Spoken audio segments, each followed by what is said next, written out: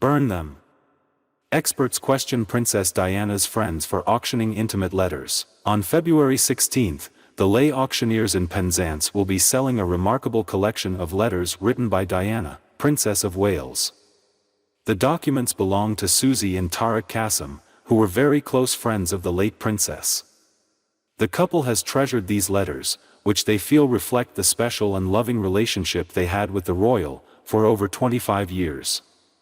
Susie and Tarek, now in their 70s, have said they don't want to pass on the responsibility of owning these poignant documents to their children or grandchildren, so have decided to sell the letters and use proceeds of the sale to support some of the charities that were close to Susie and Diana's hearts.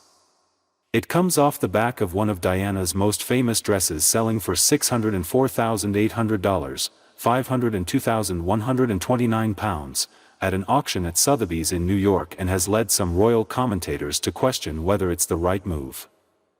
Christine Ross and Christina Garibaldi, hosts of Us Weekly's Royally Us, discussed the upcoming auction on the latest episode of their podcast. Ms. Ross said, "It feels like every week we're auctioning off something from Princess Diana. It's nice that they are using the proceeds for charities and not using it for their pockets."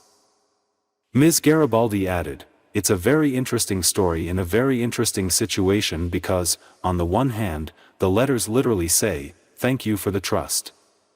There are so many intimate details in these letters talking about the nightmare of her divorce, and you have to wonder why this couple is choosing to sell them." She admitted to being unable to decide whether this is a good move or a bad move, but affirmed, "It will probably benefit a lot of important causes," before adding, "Diana has been dead for a really long time." Ms. Ross agreed, saying, "My first thought about it was, this is kind of fishy." The charities, which the sale of the letters will benefit, were not named in the statement, so we don't know exactly where the money is going as of yet. I can't imagine they would lie about that, that would be really weird. So we'll have to wait and see. But it is interesting they're not passing them down or reaching out to the royal family to see if maybe they want them. Ms. Garibaldi added, "Like you said, why not return them to Prince William and Prince Harry? Why not just pass them down? Or burn them? There are so many options." Susie had become a close confidant of the princess in the final 2 years of her life. The 32 letters being sold at auction span a 20-month period from the last days of the summer of 1995 to the spring of 1997. That time frame was an extraordinary period in the late royal's life, including her divorce from the then Prince of Wales, her explosive Panorama interview and scandals over love affairs, as well as her growing hopes and dreams of building a new life away from the constraints of palace protocol. In one, Diana describes how desperate and ugly things had become, and that, had she known what she was going to experience, she would never have agreed to the divorce.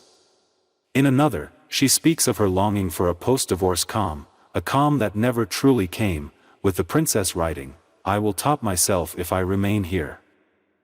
Richard Kay, a royal journalist and friend of the late princess, has claimed the letters reveal the aching sadness of Diana's final years.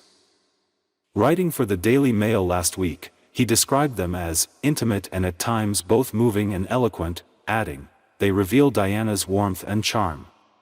But most of all they are testament to the aching sadness in her life, the absence of domestic happiness." Mr. Kay went on to speak of the close relationship the Kassems shared with Diana.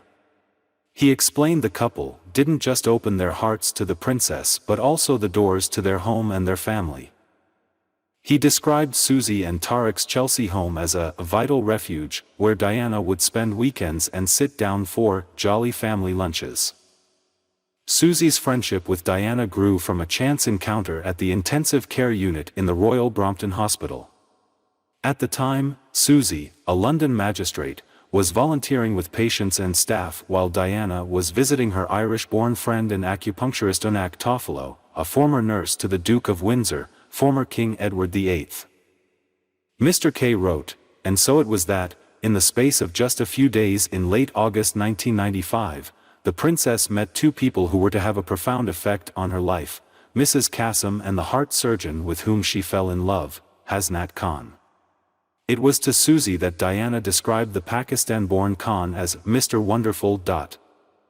Susie and Diana very quickly became firm friends, with both women later describing their relationship as being one of kindred spirits, and Susie was one of the very last people the princess telephoned from the Ritz Hotel in Paris on the night of her death. As Diana wrote in one of her first letters, "I am extremely happy that our paths have crossed, as I feel I have known you before. I'd love you to meet my two young men," the princess said in a letter about her sons William and Harry soon after she and Susie met. In one particularly emotional note, Diana wrote, "I am lost for words for all the lovely things you bring into my life, when many people would have deserted this ship." After her divorce in August 1996, Diana's writing is notably infused with optimism. "I am more than happy to have my freedom and reckon that I'm very fortunate to have a second chance," she wrote in a letter a month later, adding, "Lots of nice things have come my way, who'd have thought."